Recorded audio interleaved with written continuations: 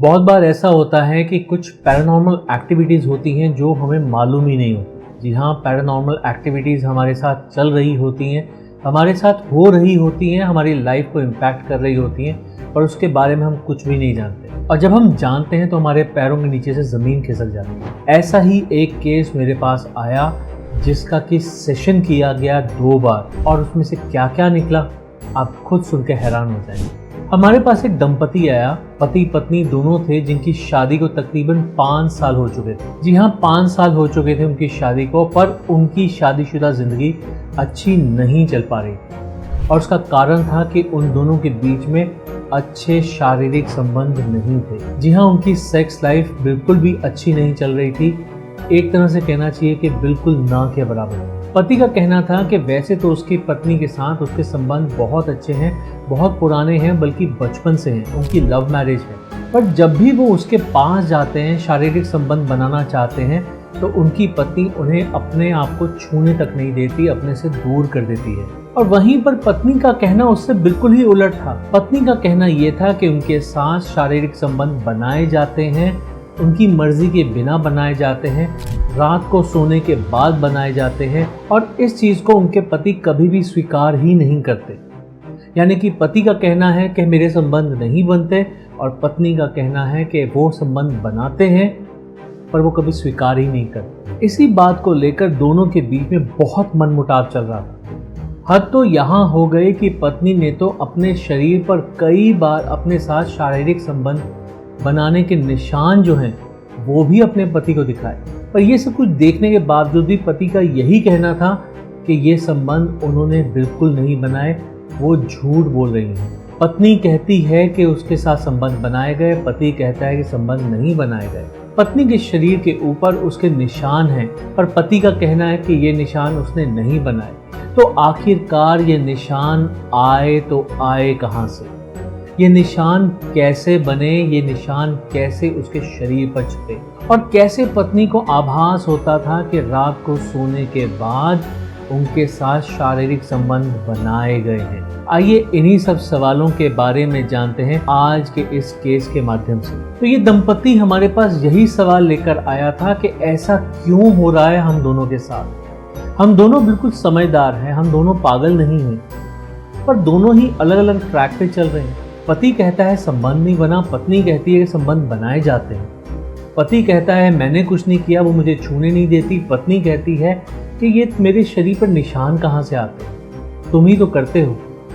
पति कहता है कि मैं बिल्कुल छूता नहीं। पत्नी कहती है रात को मेरे सोने के बाद मेरे साथ संबंध बनाए जाते हैं। दोनों ही अपनी अपनी बात पर अडिग हैं, दोनों ही एक दूसरे की बात पर विश्वास नहीं करते। ऐसे में जब उनकी पत्नी का सेशन किया गया तो उन्होंने सेशन में जाने के बाद जो चीज़ बताई वो हैरान करने वाली थी, वो रोंगटे खड़े कर देने वाली थी। उन्होंने बताया कि उनके साथ एक साया है जो कि उनकी बहुत ही ज़्यादा केयर करता है, उनसे बहुत ज़्यादा प्यार करता है।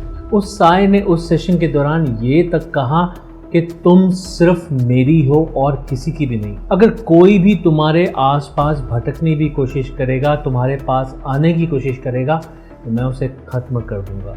उसने यहाँ तक कहा कि तुम्हारी आज तक की जितनी ख्वाहिशें थीं वो सब तो मैं पूरी कर रहा हूँ, तो फिर तुम ये सब क्यों करवा रही हो। उसने यहाँ तक कहा कि आगे भी मैं तुम्हारी सारी ख्वाहिशें पूरी करता रहूँगा, बस तुम मेरी बनते रहो। ये सब जब हुआ तो ये एक पैरानॉर्मल एक्टिविटी थी, और इस सब को देखकर हम सभी डर गए थे। वो महिला भी सेशन से बाहर आ चुकी थी, बहुत ही ज़्यादा घबरा चुकी थी, बहुत ही ज़्यादा विचलित थी।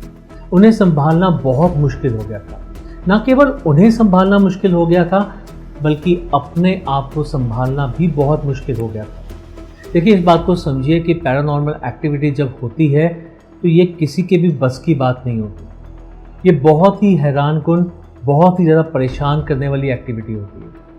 आप इस बात को समझिए कि जो एंटिटीज़ होती हैं वो हमसे डरती हैं, पर हम लोग उन एंटिटीज से डरते हैं। वो तो हमें देख सकती हैं, पर हम उन्हें नहीं देख सकते। इस दौरान अपने आप को संभालना और उस महिला को संभालना बहुत ही मुश्किल हो गया था। पर जब कुछ समय के बाद हम इस परिस्थिति से बाहर निकले, तो उसके बाद मैंने उस महिला से पूछा कि आपके साथ ये सब कुछ कब से चला आ रहा है? क्या ये सब कुछ आपके साथ बचपन से होता चला जा रहा है? तो ऐसे में उस महिला ने मुझे बताया कि नहीं, उनके साथ बचपन से तो ऐसा कुछ भी नहीं हो रहा। ये सब कुछ तो उनके साथ उनकी शादी के बाद शुरू हुआ है। पहले कभी तो उनके साथ कुछ भी ऐसा प्रॉब्लम नहीं था। कोई ऐसी एक्टिविटी नहीं थी जो उनके साथ होती हो या कभी भी ऐसा उनको लगा हो कि उनके साथ कोई अलग से व्यवहार हो रहा है।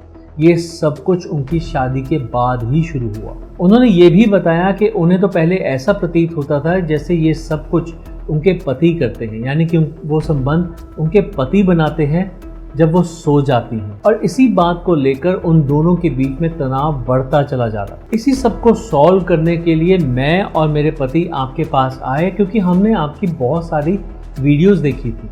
हमें ऐसा लगा कि जैसे आप ही हमारी मदद कर सकते हैं। ये सब कुछ उस महिला का कहना था। उस महिला ने बताया कि ये उन लोगों की लव मैरिज थी। वो दोनों एक दूसरे के साथ बचपन से पढ़ते आ रहे थे, सेम स्कूल में, सेम क्लास में, सेम कॉलेज में, सेम सब्जेक्ट्स लिए, सब कुछ साथ साथ में रहा। उन दोनों की लाइफ बिल्कुल साथ साथ में चली। अंततः उन दोनों ने आपस में शादी कर ली। बहुत अच्छी लाइफ जीने के बारे में सोच रहे थे, पर उनके साथ ये क्या ही होता चला जा रहा है। ये सब कहते कहते दोनों बेचारे फूट फूट कर रो रहे थे। अब ये सब कुछ जानने के बाद तो वो बिल्कुल भी नहीं चाहते थे कि उनका रिश्ता खराब हो, और ना ही उन्हें ऐसा लगता था कि ये सब कुछ वो अपनी फैमिली को या फिर किसी को भी खुलकर बता सकते हैं। ऐसे में उस लड़के ने कहा कि हम दोनों तो इतने अच्छे दोस्त रहे हैं, हमें अपने बीच डिस्कशन के लिए किसी और की ज़रूरत ही नहीं होती थी। लेकिन इस बात को लेकर हमारे बीच में हमेशा तनाव बढ़ता गया।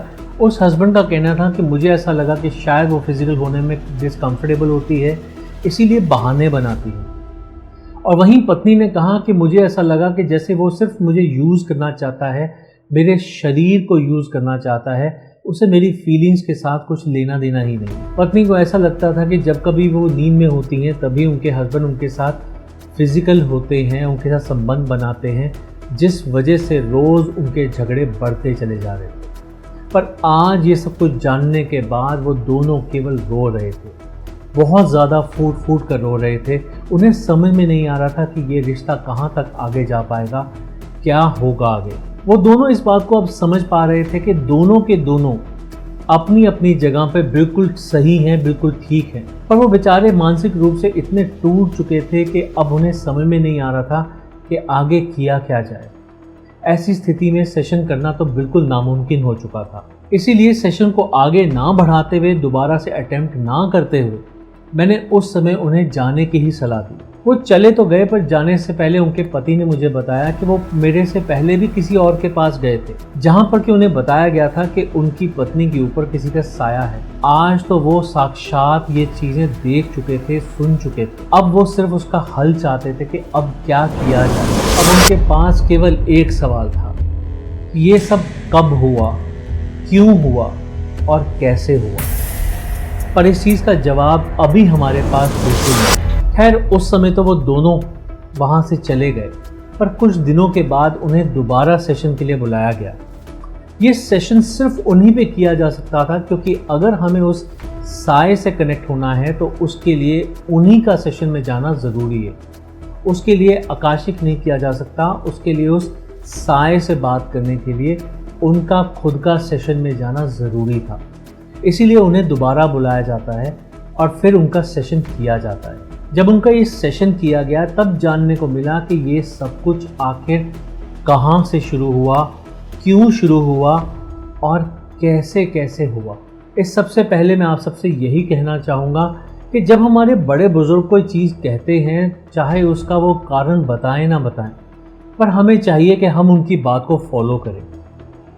ऐसा ही कुछ इस सेशन के दौरान हमें मालूम पड़ा, और मैं आगे आपको यही बताने वाला हूँ कि आखिरकार उनके साथ हुआ क्या था। जब उस साए ने इस बारे में पूरा वर्णन करना शुरू किया तो उसने बताया कि एक शाम की बात है कि वो महिला अपने हाथों में मेहंदी लगाकर, बहुत ही सुंदर कपड़े पहनकर, खुले बालों के साथ, बहुत ही खुशबूदार परफ्यूम लगाकर जब मेरे घर के पास आई तो मैं बस उसे देखता रह गया। वो बहुत ही ज़्यादा सुंदर लग रही थी, बहुत ही खूबसूरत लग रही थी। मुझे उसे देखते ही प्यार हो गया और उसी दिन से मैं उसके साथ चल पड़ा। वो दिन और कोई नहीं था, वो उस लड़की की मेहंदी की रात थी। जी हाँ, उस मेहंदी की शाम को उसके पति ने, होने वाले पति ने, जिद की थी कि मैं तुम्हें देखना चाहता हूँ, तो तुम मुझे घर के पीछे वाले पार्क में आकर मिलो। जब वो महिला तैयार होकर अपने घर से निकल के पार्क में गई तो उसने ध्यान ही नहीं किया कि वो एक बरगद के पेड़ के बिल्कुल नीचे मिले थे। उस पेड़ के नीचे मिले थे और वो साये का घर था। वो साया उस बरगद के पेड़ पे रहता था। उस लड़की को देखकर वो उसके ऊपर मंत्रमुग्ध हो गया और उस दिन से उसके साथ चल पड़ा। यहाँ तक कि जब उस लड़के के साथ फेरे हुए तब उस साये ने भी उस फेरों में भाग लिया। अगले दिन जब वो लड़की बहुत ही ज़्यादा खूबसूरत लग रही थी तो उसकी शादी थी। जी हाँ, उस शादी के दौरान जब उसके फेरे हुए तो उस दौरान उस साये ने उसके साथ साथ फेरे भी लिए। इसीलिए वो उस लड़की को अपनी पत्नी मानता था। उस साये का कहना था कि क्योंकि उस दिन से उसके साथ उसकी शादी हुई थी तो इसलिए वो उसे अपनी पत्नी मानता है और इसमें कुछ भी वो गलत नहीं कर रहा है। सोचिए कैसी विडंबना है, क्या परिस्थिति रही होगी उस कपल की, ये सब कुछ जानकर, ये सब सुनकर। उधर वो पति पत्नी एक दूसरे से बहुत प्यार करते हैं और उधर वो साया उस लड़की से बहुत प्यार करता है। वो साया भी उसे अपनी पत्नी मानता है और वो पति भी अपनी पत्नी को पत्नी ही मानता है। अब वो लड़की क्या करे? अब यहाँ पर लड़की क्या करे, कहाँ जाए वो बेचारी? अब देखिए, यहाँ पर ही तो हमारे पूर्वज सही कहते हैं कि जब कभी भी शादी होती है तब लड़का लड़की को अकेले नहीं छोड़ना चाहिए और खासकर कुछ दिन पहले उनका घर से कहीं आना जाना तक बंद कर दिया जाता है। ऐसे में वो लड़की उस लड़के को मिलने गई और देखो कितनी बड़ी मुसीबत मोल ले आई। क्या किया जाए इसका? यही सवाल हम सबके मन में घूम रहा था। देखिए, जब कभी भी किसी के साथ कोई एंटिटी होती है तो उसे जोर जबरदस्ती से नहीं निकाला जा सकता। उसे रिक्वेस्ट करनी पड़ती है, उसे मनाना पड़ता है, उससे माफ़ी मांगनी पड़ती है और उससे बार बार आग्रह करना पड़ता है। लेकिन इस सब में बहुत समय लग जाता है। जी हाँ, इसमें बहुत समय लग जाता है। इसमें समय की कोई पाबंदी नहीं होती कि ये 4 महीने में ठीक होगा, 6 महीने में ठीक होगा, 1 साल में ठीक होगा, कभी ठीक होगा भी या नहीं होगा। हम इसमें सिर्फ पूरे तन मन के साथ हम इसमें सिर्फ कोशिश कर सकते हैं। ये सब कुछ उस आत्मा के ऊपर डिपेंड करता है, हमारी भगवान में आस्था पर डिपेंड करता है। इस दौरान पति पत्नी दोनों ने बहुत ज़्यादा रिक्वेस्ट की, बहुत ज़्यादा माफ़ियाँ मांगी, बहुत ज़्यादा मिन्नतें मांगी ताकि वो एंटिटी उन्हें छोड़कर चली जाए, उन्हें अपना जीवन जीने दे। इस दौरान उनकी हीलिंग भी की गई। हम नहीं जानते थे ये कब तक चलेगा, पर हाँ 1 साल और 2 महीने तक ये सब कुछ चलता रहा। जी हाँ, 14 महीने, 1 साल और 2 महीने तक ये सब कुछ चलता रहा। उसके बाद उस आत्मा ने यानी कि उस एंटिटी ने एक जवाब दिया कि मैं चला तो जाऊं, मैं जाना नहीं चाहता। मैं कैसे इसे छोड़कर चला जाऊं जिसे मैं बहुत प्यार करता हूं, पर कुछ समय तो मुझे भी चाहिए। मुझे अपने आप को मनाना पड़ेगा, मुझे भी अपने दिल को कठोर करना पड़ेगा, तभी मैं इसे छोड़कर जा पाऊंगा। मैं इसे सच में बहुत प्यार करता हूँ, ऐसा कहना था उस एंटिटी का। उसके बाद उनकी वो हीलिंग कंटिन्यू रही, पर अगले 3 महीने के अंदर, जी हाँ अगले 3 महीने के अंदर उनका कार्मिक अकाउंट जो था वो सेटल हो गया। उनके मन में ये आ गया, उस एंटिटी के मन में ये आ गया कि अब मैं इसे छोड़कर चला जाऊं। लगभग 17 महीने लग गए सबको ठीक होने में। जी हाँ, 17 महीने।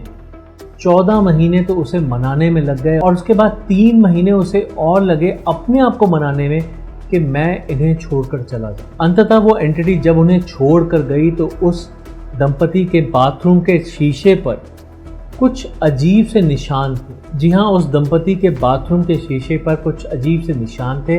उन निशानों को जब देखा गया तो देखकर पता चला कि अंत में जाते जाते उसने जो शीशे पे लिखा था वो भोजपुरी लैंग्वेज में लिखा था और उसमें लिखा था कि मैं तुमसे बहुत प्यार करता हूँ, पर मैं ये देख पा रहा हूँ कि तुम मुझसे प्यार नहीं करते, इसीलिए मैं अपने दिल पर पत्थर रखकर बहुत मुश्किल से तुम्हें छोड़कर जा रहा हूँ, ताकि तुम जिसमें अपनी खुशी देखते हो तुम्हें वो खुशी मिले। हमेशा खुश रहना। ये सब कुछ वो भोजपुरी लैंग्वेज में लिख के गए थे। क्योंकि उन्हें भोजपुरी लैंग्वेज पढ़नी नहीं आती थी तो इसलिए उन्होंने उसकी फ़ोटो खींची और बाद में किसी से पूछने पर पता चला कि ये भोजपुरी लैंग्वेज में लिख के गए। ये एक बहुत ही अजीब सा वाकया था, पर जिसके साथ ये हुआ ये उसके लिए और मेरे लिए एक बहुत ही यादगार एक्सपीरियंस था। पर एक बात का ध्यान रखिएगा कि हर सोल एक जैसी नहीं होती। वो एक अच्छी सोल थी, इसीलिए उसने अपने से ऊपर उस सोल को रखा जिसे वो प्यार करती थी। हर सोल ऐसी नहीं होती। इतना भी समझ लीजिए कि उसकी जगह अगर कोई ज़िद्दी या फिर अड़ियल सोल होती तो उसे निकालना मुश्किल ही नहीं बल्कि नामुमकिन तक हो जाता, क्योंकि एंटिटीज से उनकी इच्छा के विरुद्ध कोई भी काम करवाना लगभग नामुमकिन के बराबर हो जाता है। ये बात को समझ लीजिए। इसलिए मैं आपसे यही कहूँगा कि हमारे बुजुर्गों ने जो कोई भी नियम बनाए हैं, जो कुछ भी करने से मना किया है, उन्हें ना करें। उन नियमों का पालन करें, ऐसे कार्य ना जिन्हें करने से वो मना करते हैं। ऐसा सिर्फ किसी न किसी वजह से, किसी न किसी एक्सपीरियंस की वजह से ही कहा गया होगा। आपके बुजुर्ग अगर आपको कुछ कहते हैं तो ज़रूर उसके पीछे कोई कारण होगा। कोशिश कीजिए उनकी बातों को मानिए और जो करने से मना किया जाए वो ना कीजिए। हमारा ये वीडियो आपको कैसा लगा ये कमेंट करके ज़रूर बताइएगा। मैं उम्मीद करता हूँ कि इस रियल टाइम एक्सपीरियंस के ज़रिए आप बहुत कुछ सीख पाए होंगे और आप भी अपने बड़े बुजुर्गों की बातें ज़रूर मानेंगे। So thank you very much for going through this video.